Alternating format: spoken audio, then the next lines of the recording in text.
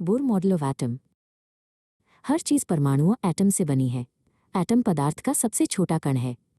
इसके केंद्र में एक न्यूक्लियस होता है और इलेक्ट्रॉन्स उसके चारों ओर घूमते हैं, ठीक वैसे ही जैसे ग्रह सूर्य के चारों ओर घूमते हैं।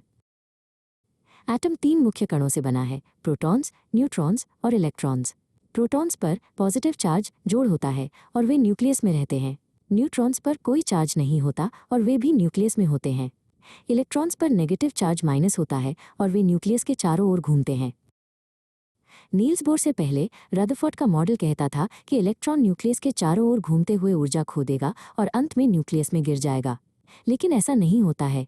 एटम स्थिर स्टेबल होते हैं। 1913 में नील्स बोर ने एक नया मॉडल प्रस्तावित किया।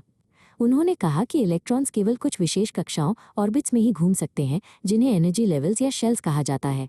इन कक्षाओं में घूमते समय वे ऊर्जा नहीं खोते हैं। इन एनर्जी लेवल्स को K, L, M, N या N = 1, 2, 3, 4 संख्याओं से दर्शाया जाता है। न्यूक्लियस के सबसे करीब की कक्षा N = 1 में सबसे कम ऊर्जा होती है। जैसे जैसे हम न्यूक्लियस से दूर जाते हैं, कक्षाओं की ऊर्जा बढ़ती जाती है। बोर ने यह भी कहा कि जब कोई इलेक्ट्रॉन एक कक्षा से दूसरी कक्षा में जाता है तो वो ऊर्जा को अवशोषित, अब्जॉर्ब या उत्सर्जित एमिट करता है। जब कोई इलेक्ट्रॉन उच्च ऊर्जा स्तर हायर एनर्जी लेवल से निचली ऊर्जा स्तर लोअर एनर्जी लेवल पर वापस आता है तो वो प्रकाश लाइट के रूप में ऊर्जा उत्सर्जित एमिट करता है। इस प्रकाश को फोटॉन कहते हैं।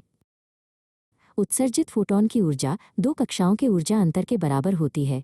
यही कारण है कि हमें परमाणुओं से केवल कुछ विशेष रंगों का प्रकाश स्पेक्ट्रल लाइन्स ही दिखाई देता है। बोर का मॉडल हाइड्रोजन जैसे सरल एटम्स के लिए बहुत सफल रहा, जिनमें केवल एक इलेक्ट्रॉन होता है। ये उनके इमिशन स्पेक्ट्रम की सटीक व्याख्या करता है। हालांकि बोर का मॉडल अधिक जटिल एटम्स की व्याख्या नहीं कर सका, जिनमें एक से अधिक इलेक्ट्रॉन होते हैं।